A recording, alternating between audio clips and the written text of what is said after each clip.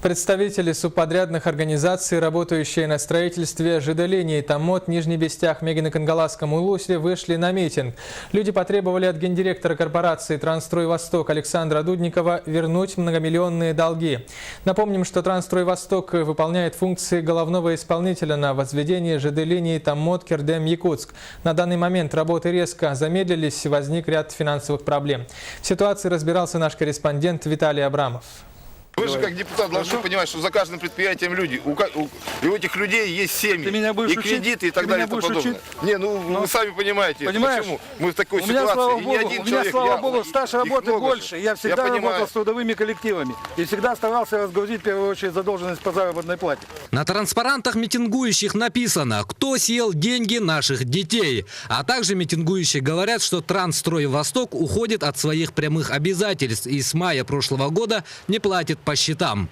В настоящее время задолженность подрядчика перед субподрядчиками составляет около 900 миллионов рублей. В отношении должника подано более 30 исков на сумму порядка 500 миллионов рублей. Но у корпорации есть свое мнение по этому поводу. Второе. Сегодня на площадке у нас выполнено строительных работ и не оплаченных, не принятых к оплате заказчикам на 300 миллионов рублей.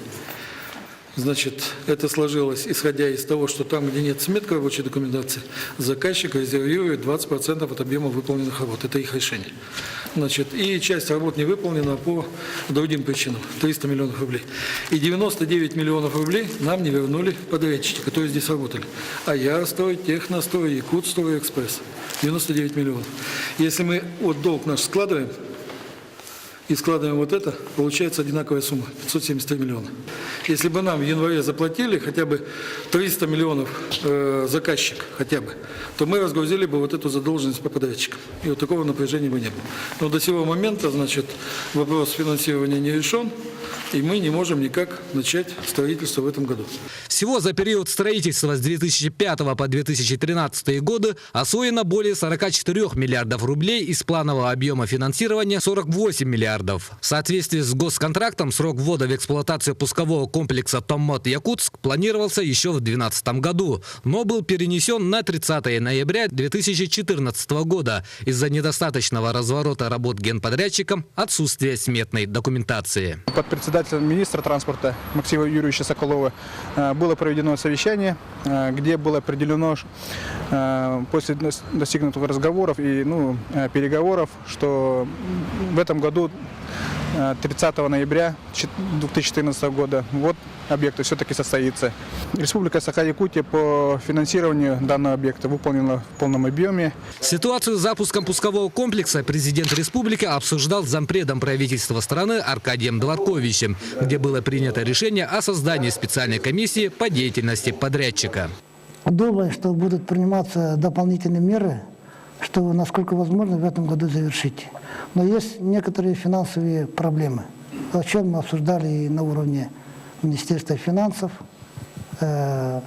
Министерства транспорта и на совещании у Дворковича. И я предложил повышать ответственность подрядчика и даже заменить подрядчика на другого подрядчика. Таким образом, есть вариант того, что подрядчик сменится вообще. И неизвестно, когда новый приступит к работе. А специальная комиссия пока еще не создана. Новую проектно-сметную документацию нынешний генподрядчик обещает завершить к началу лета. Так что будем надеяться, что объект будет введен до 30 ноября этого года, согласно дополнительного соглашения к действующему госконтракту. Виталий Абрамов, Дмитрий Сергучев, НВК Саха, Якутск.